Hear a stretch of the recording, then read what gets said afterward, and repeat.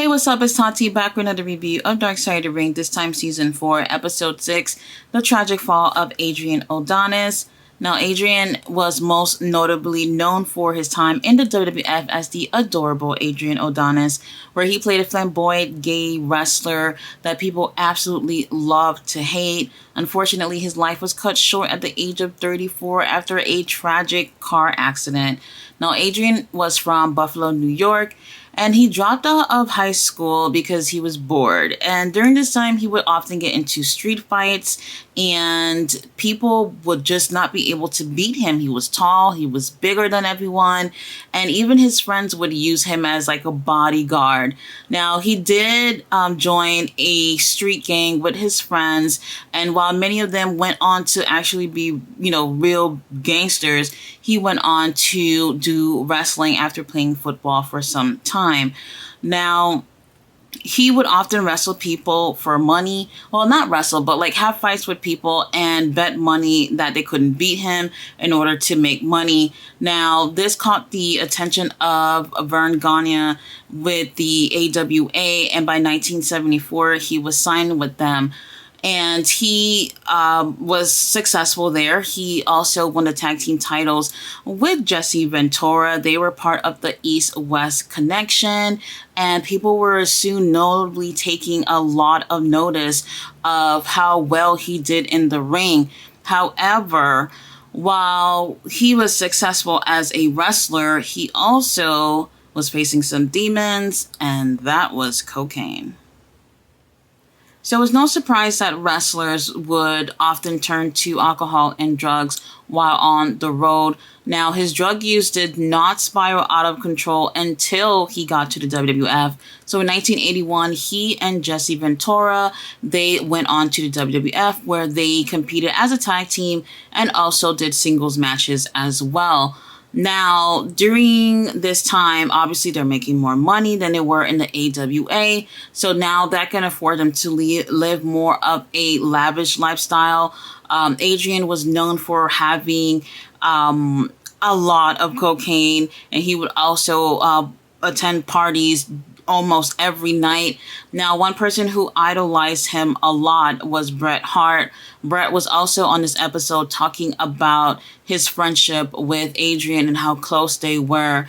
Bret was just coming in, and he wanted to learn as much as he possibly could, and he saw Adrian as someone who could teach him the ropes. Now, when he decides that he's going to approach Adrian, he talks to Jim Neidhart first, and he's like, hey, I want to get to know Adrian. I want him to teach me some things. Do you think I can go later on to his hotel room and talk to him? And Jim's like, yeah, sure, it's okay, just come on. Now, he gets to his hotel room, and when he gets there, he is shocked to see for the first time, he claims, that it was Adrian and a few other wrestlers in that room, including Jim. They're all snorting cocaine. There's bitches in the room, and they're having a good time. Now, he had never seen that up until that point, he says, and all he cared about was, asking Adrian questions and him answering those questions to the best of his abilities.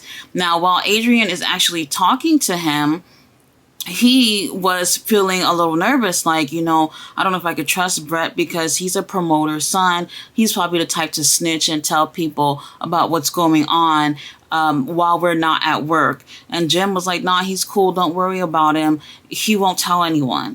So obviously Bret doesn't tell anyone, well, at least not up until this point, but he doesn't tell anyone at the time, especially since he started getting in on the cocaine as well. So whenever they would meet each other, they were also snorting cocaine. Now, Bret says at some point, it got to the point where he could not hang with Adrian anymore because Adrian partying and cocaine use got so bad that it was difficult to not only be around him, but he could not keep up with taking that much cocaine himself. So he ended up leaving that and just had a friendship with him where, both being family men and also being wrestlers, where they can have a friendship in that way rather than partaking in the partying and drugs.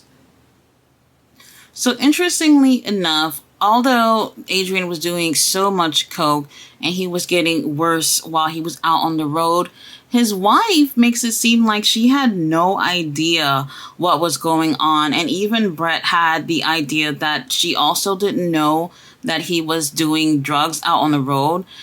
When he was home, she said that he was sweet. And the days that he was there, he would make breakfast for her before she can even wake up.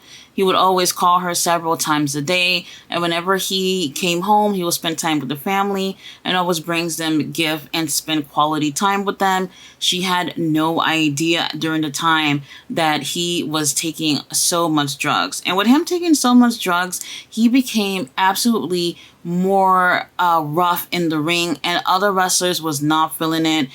During this time, people found it difficult to work with him because he was using excessive force in the matches, and sometimes he would also become verbally abusive towards the wrestlers, which made them take things a lot more seriously than what it should be.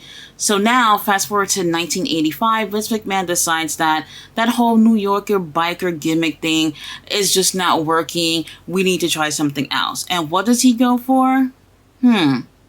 A flamboyant gay character. Now, he would have makeup on his face, and he would have scarves, and he would just look and act like something where it was just over the top. Now, a lot of people, wrestlers, did not like this, and they thought that this was just way too much.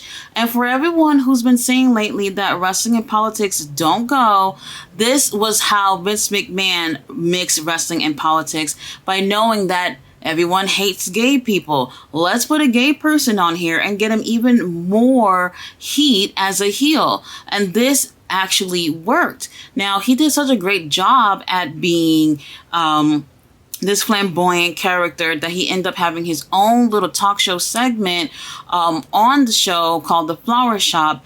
And as crazy as that sounds, he actually did a great job. And there are several wrestlers who went from being successful in the territories to going to WWF, and Vince absolutely turning them into damn near freaks of nature, and somehow they end up making that work. One example being Dusty Rhodes. You think he wanted to come out there in black and yellow polka dots? He made that shit work, and both these guys end up being one of the most loved wrestlers.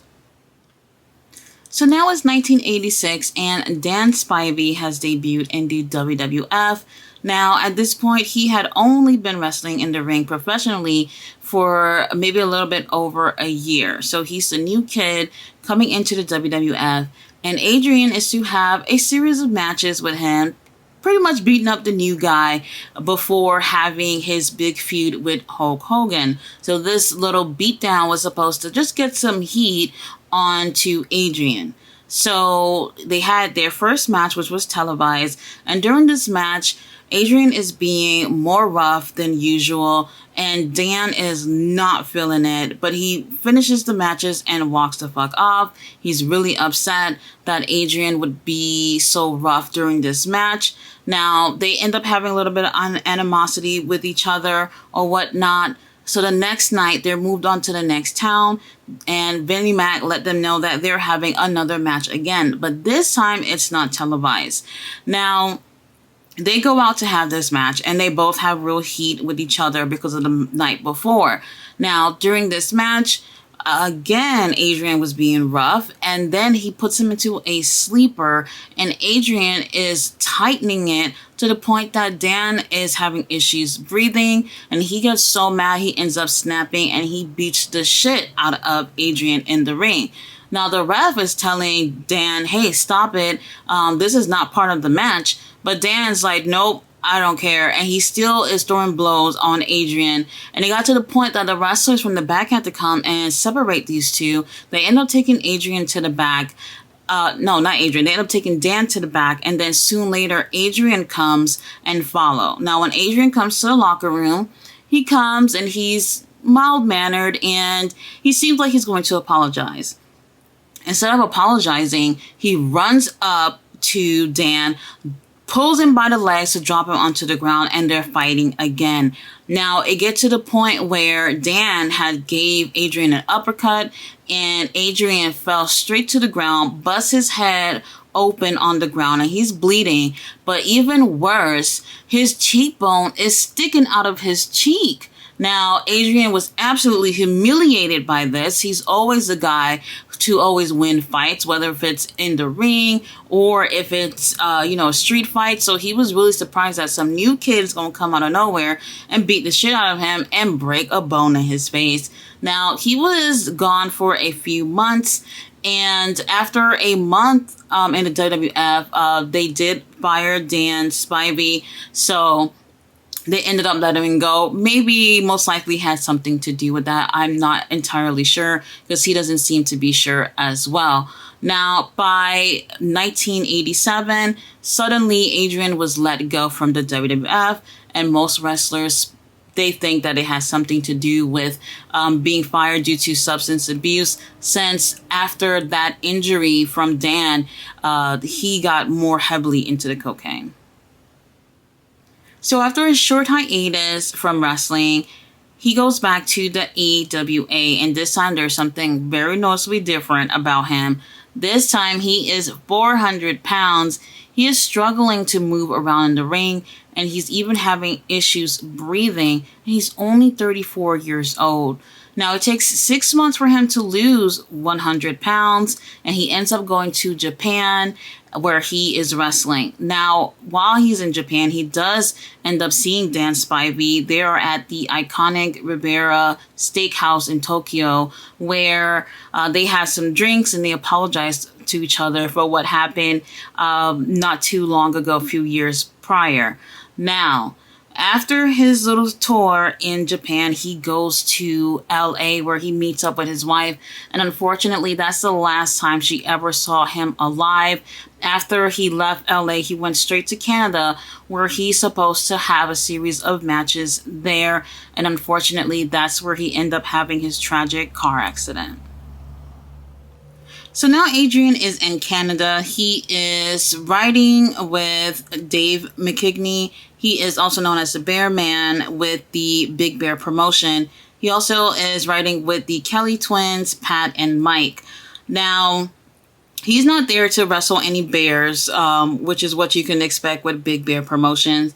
Now, he was there to have a series of tag team matches. Now, this episode does kind of shifts a little bit and goes a little bit more into detail about the Bear Man and also about Big Bear Promotions. So, while maybe people might find that to be a little bit odd, I do think it was really necessary because they needed to give a backstory about why Adrian was there. Now, they were going to a party, right? And during this party, they wanted to promote their show that's coming up. And I'm pretty sure they wanted to have a good time too. And right before going there, Adrian calls his wife and let her know what's going on. And they go back onto the road. Now, some people don't know this, but in northern countries, they have something called the midnight sun. This is where you have 24 hours of daylight, or maybe less than 24 hours. This is something that usually happens during the summer months. So, they're in awe to see something like this.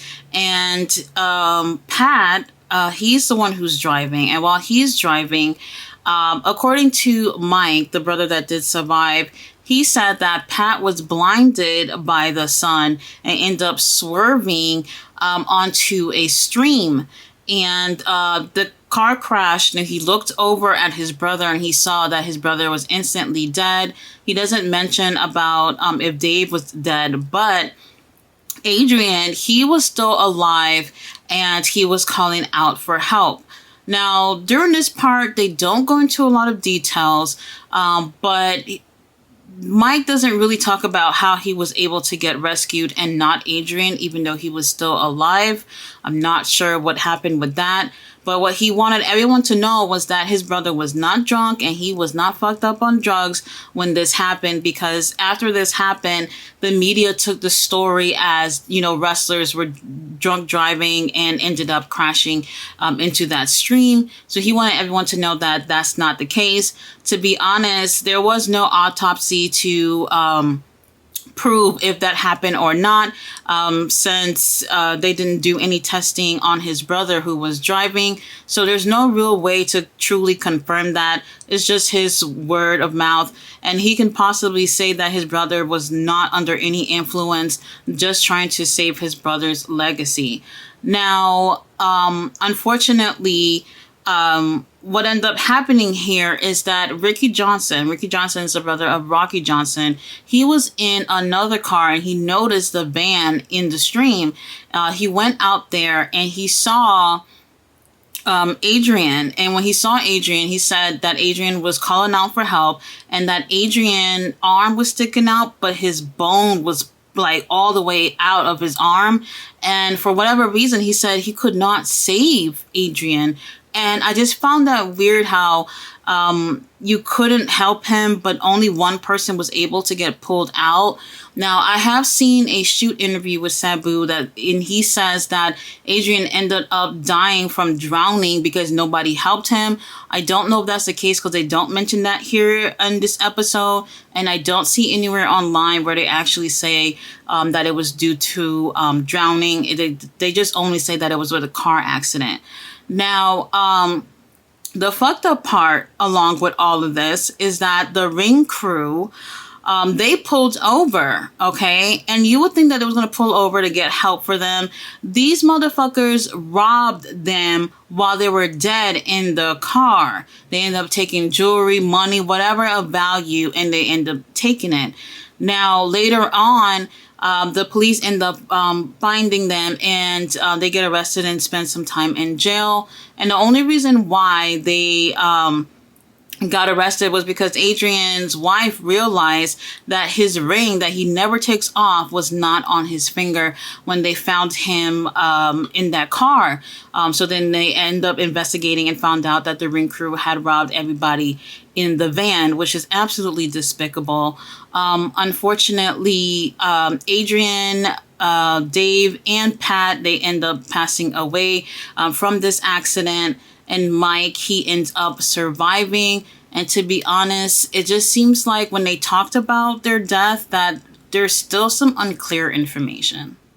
So you guys, I really did enjoy this episode. However, I do feel like I have more questions than answers as far as to what happened when he passed away. Although it was an accident, I do believe that something just doesn't feel right in terms of what happened. I wish there was just more details, but we didn't get that from anybody who was actually there. Now, I do believe that Adrian would have had a more decorated career had he had not gotten into cocaine and partying and whatnot. Now, he was like on the road to having a big feud with Hulk Hogan, and it was a slow build going up to there. And right around that time that they let him go, I do believe that it was due to the substance abuse. Obviously, it gets in the way with work, but obviously with them having him feuding with the top baby face, there was just no way that they was going to let any information as far as Adrian doing any types of drugs to leak out while he's in the ring with their biggest prized possession, Hulk Hogan. Now, I really do believe here that when it comes to his gimmick in the WWF, he could have definitely been a sourpuss about it, but he took that whole gimmick and made it into something really, really special and entertaining. And even Vince McMahon, I'm sure, knew that he had the right person portraying this gimmick. And like I said, unfortunately, those demons just got in the way.